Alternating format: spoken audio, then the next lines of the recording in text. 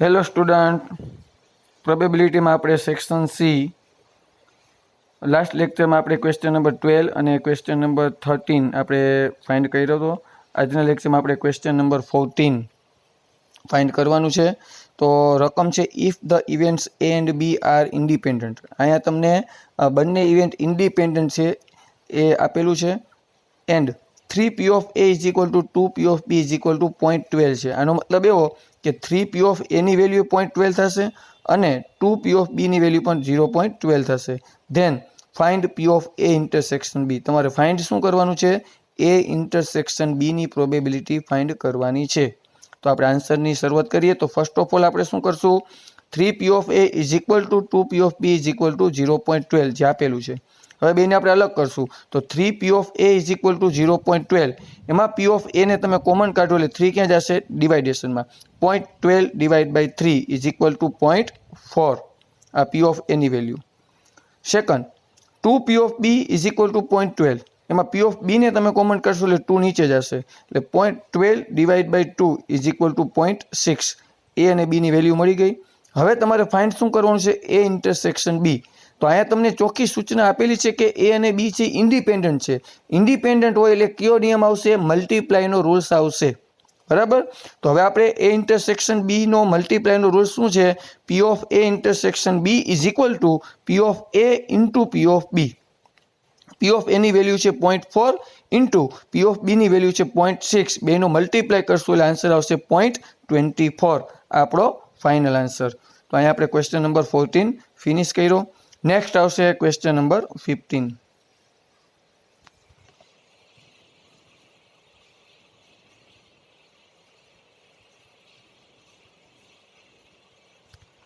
Question number 15 most time P લખ્યું છે. આપણે એક્ઝામમાં 2 થી 3 વખત આ ક્વેશ્ચન પૂછાઈ ગયો છે. If 5p of a is equal to 3p of b is equal to 2p of a union b is equal to 3/2. આનો મતલબ એવો કે 5p of a ની વેલ્યુ 3/2 છે, 3p of b એની વેલ્યુ 3/2 છે અને 2p of a union b એની વેલ્યુ પણ 3/2 છે. For two events a and b, then find p of a dash union b dash. અહીંયા પણ ડી મોર્ગનનો રૂલ્સ લાગુ પડશે. તો હવે તમારે જે ફાઇન્ડ કરવાનું છે a dash union b dash, A find કરવા માટે તમારી પાસે a ઇન્ટરસેક્શન b હોવું કમ્પલસરી છે, જે અત્યારે આપણી પાસે નથી. તો આપણે સૌથી પહેલાં ઈ ફાઇન્ડ કરશું. ઓકે. તો હવે પહેલાં તો આપણે ઓલા ત્રણેયને અલગ કરશું. 5p of a is equal two 3/2. જેમાં p of a ને તમે કોમન કાઢશો એટલે 5 ક્યાં જશે? નીચે. 3/2 ઇન્ટુ 5. 5 ને આપણે નીચે લઈ જશું ને બેની બાજુમાં, એટલે 5 ઇન્ટુ 2. 3 ડિવાઇડ બાય 5 2 10, એટલે p of a ની વેલ્યુ આવશે 3/10. Second, 3p of b is equal two 3/2. એમાં p of b ને તમે કોમન કાઢો એટલે 3 ક્યાં જાય? નીચે. ઉપર નીચે 3 3 કટ થઈ જશે એટલે ઉપર 1/2 વધશે, એટલે p of b is equal two 1/2. અને લાસ્ટમાં 2p of a union b ની વેલ્યુ પણ 3/2 થશે. એમાં p of a union b ને તમે કોમન કાઢશો એટલે 2 ક્યાં જશે? નીચે. 3/2 2 4, એટલે p of a union b ની વેલ્યુ થઈ જશે 3/4. હવે આપણી પાસે p of a, p of b અને a યુનિયન b ની ત્રણેયની વેલ્યુ ઓકે છે. હવે આપણે સૌથી પહેલાં ફોર્મ્યુલા જે આપણે ફાઇન્ડ કરવાનું છે એ પહેલાં આપણે a ઇન્ટરસેક્શન b ફાઇન્ડ કરવું છે. તો એના માટે એડિશન રૂલ મૂકવો પડશે. p of a union b is equal two p of a plus p of b minus p of a intersection b. a union b ની વેલ્યુ આપણે આપેલી છે 3/4. p of a ની વેલ્યુ છે 3/10 plus p of b ની value છે 1/2 અને a intersection b છે એ આપણે ફાઇન્ડ કરવાનું છે. તો હવે આપણે a ઇન્ટરસેક્શન b છે એ માઇનસ છે, એને આપણે કોમન કાઢવું છે. તો એ આપણે રાઇટમાંથી લેફ્ટ સાઈડ લઈ જશું એટલે પ્લસ થઈ જશે, અને 3/4 છે એ પ્લસ છે, એ રાઇટ સાઈડ આવી જશે તો એ શું થઈ જશે? માઇનસ થઈ જશે. એટલે ટૂંકમાં આપણે જગ્યા ચેન્જ થશે. તો આપણો ફાઇનલ આન્સર આમ આવશે p of a intersection b is equal two 3/10 plus 1/2 minus 3/4.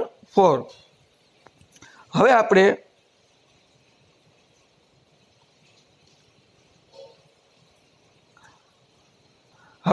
p of a intersection b is equal two, હવે આપણે એલસીએમ કાઢશું. તો એલસીએમ કેટલા નીકળશે? તો પહેલા સ્ટેપમાં ડિવાઇડેશનમાં 10 છે, સેકન્ડ સ્ટેપમાં 2 છે અને થર્ડ સ્ટેપમાં 4 છે.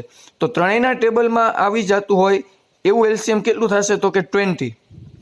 20 છે 10ના ટેબલમાં આવે, 2ના ટેબલમાં આવે અને 4ના ટેબલમાં આવે. એટલે આપણે એલસીએમ કેટલું કાઢ્યું? 20.